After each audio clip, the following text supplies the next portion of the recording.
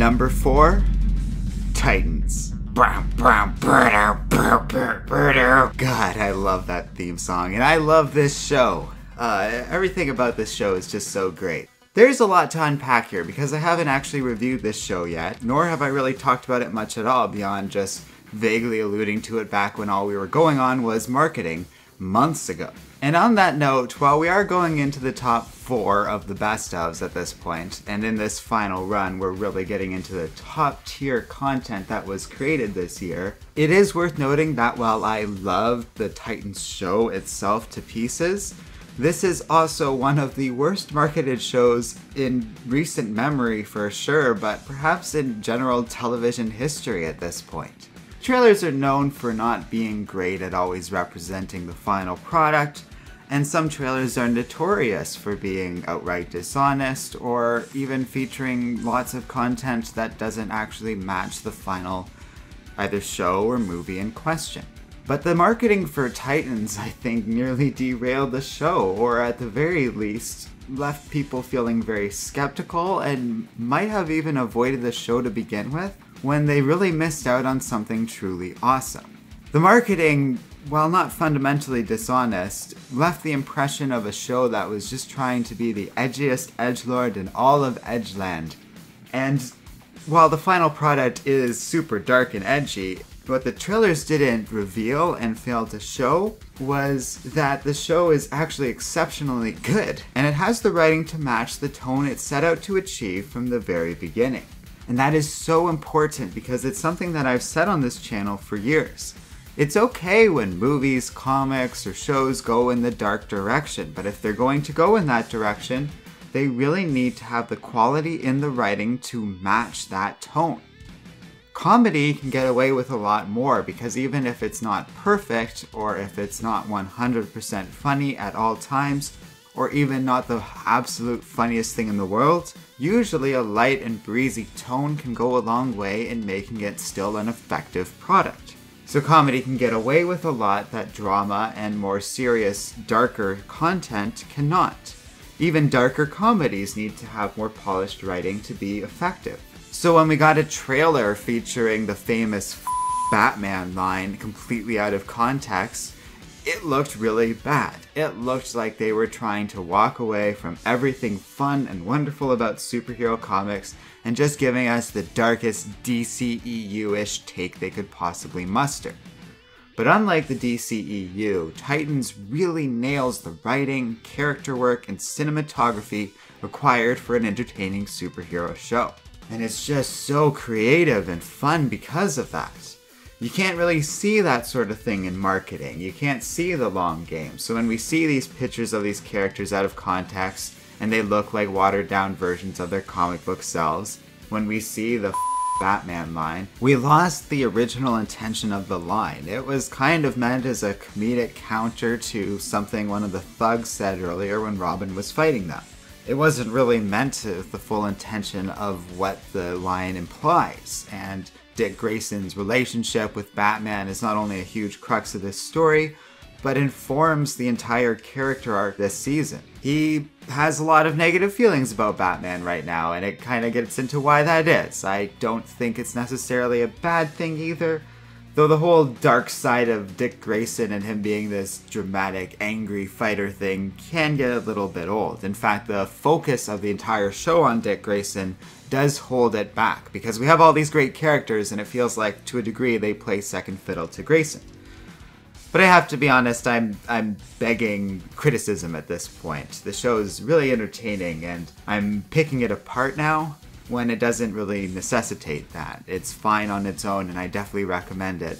And it doesn't really need changes. Yeah, it's focused on Dick Grayson, but there's also an episode devoted entirely to the backstory of Hawk and Dove. And, you know, normally those Origins episodes or shows or movies or whatever are really boring. And I kind of thought that's what I was going to get out of the Hawk and Dove episode, but no, it's super entertaining, interesting, and really informs both of their characters in a strong, positive way.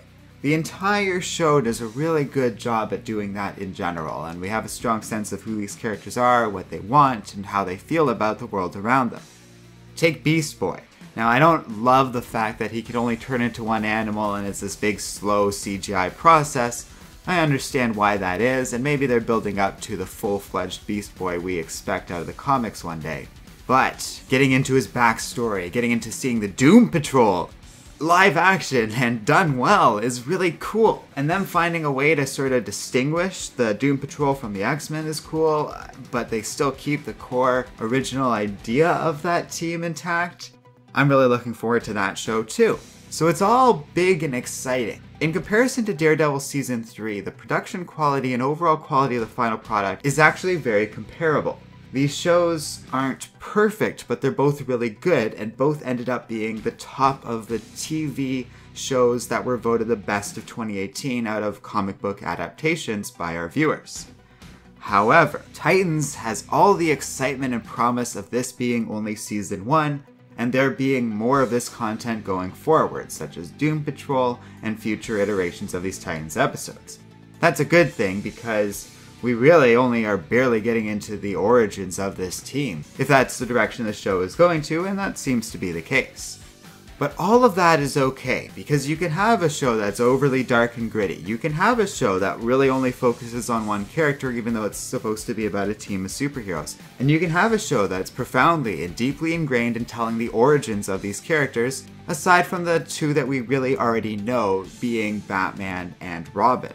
Because all of that is okay if your show is doing everything else right.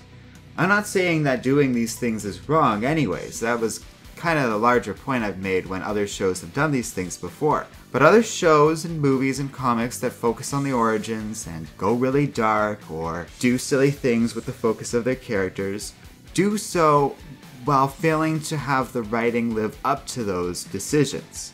All these things are decisions the creators of Titans made in creating the show and bringing it to life. But when they made these decisions, especially the writers understood that those decisions have consequences to the writing. And it means that you have to really bring your A game in the writing to deliver on those decisions. And they did. They pulled it off. And because it does all these things right, I personally view this as the best thing to come out in 2018 in the world of superhero television. As far as how I feel about this and how I would place this in my top 10 if this wasn't viewer determined this time around, I wouldn't have made this the number 4 best of. I would have made it number 3. I liked it that much and it was that highly ranked in my mind. This show is awesome, and if you haven't checked it out yet, if the trailers made you look the other way, I strongly recommend you give this another chance. Watch the first episode. If it doesn't sell you or doesn't have you at least a little bit interested, then it's probably not for you. But for me, this is an awesome show featuring amazing characters from the comics we've never seen in live action before, and the whole thing is great. I suppose it is worth mentioning that the final episode of Titans in 2018 was a really crazy episode where Robin goes all bananas and has some very interesting stuff happen between him and Batman. It's worth mentioning not only because it's a really cool episode that hammers home how awesome this show is and gets into that whole thing I was saying about serialization. Each episode offers crazy stuff like Adventures with Batman, the story of Hawk and Dove, the introduction of Doom Patrol. And as such, each episode really offers a lot in and of itself. The episode where Donna Troy is introduced might be my favorite out of all of them, for example, and that's just its own little thing, and it builds up on the overarching story, but I remember that episode, and I remember everything that happened in that episode, because each individual episode offers something unique and interesting, and builds up on what has been introduced so far. But that last episode is particularly interesting because it gets into how this show treats the superheroes outside of their own little Titans club. And that's pretty cool because something this show does that a lot of these other superhero shows don't do is make direct allusions to the characters in question. It's nice that Warner Brothers seems to have finally allowed and loosened the cap they've had on the Trinity showing up and being in these shows. Batman doesn't have any lines in Titans, but he very much is a presence and pretty much shows up, although the exact nature of his appearance is a little more complicated than that. While Wonder Woman and Superman are directly referred to throughout the season of Titans. And that makes the whole aspect of these superheroes and them existing in a larger world feel very real. I wish and would like for us to get a more proper appearance of these characters, but I understand why they didn't do this and why the focus is on the Titans, because this is their show and we don't want to have the other superheroes be too much of a presence here. But still, I can't help but feel this show would benefit a little bit more from some Young Justice style cameos of at least some of the superheroes in the Justice League and that sort of thing. I'm not saying they have to take over the show, I'm not saying the focus shouldn't be on the Titans, I'm just saying if they're gonna drop these names so often, they're gonna have to deliver on this sooner or later. And everything else is just icing on the cake. It's a little weird that Cyborg is being introduced in Doom Patrol and not here, but I suspect it's all just because we're starting from such an early point relative to when the Titans is going to be formed proper. There is no tower, there is no hideout or anything like that. The team hasn't even really fully gathered yet. So we're starting very early, and if Cyborg needs to be introduced through Doom Patrol first, or he's just going to be involved in Doom Patrol, well, who cares? It's so good that something little like that truly doesn't matter. So thanks for watching this video. Next up is another TV show as we get into the worst of 2018 as decided by our viewers, with its number 4 entry. And yeah, it's something to talk about because, well, this was the top highest voted TV show out of all the shows in the 2018 voting. Next up is the worst show in all the 2018 voting. And as you might imagine, just as Titans leaped and bound higher than any other superhero TV show I've ever seen before, the next one fell so hard it might have gone from being one of my favorite superhero shows to one of my least. So stay tuned for that. Thanks for watching. If you like Comic Island, be sure to check out our Patreon page in the video description below. Patrons have a say in the content we make. And finally, don't forget to like, subscribe, and keep reading comics.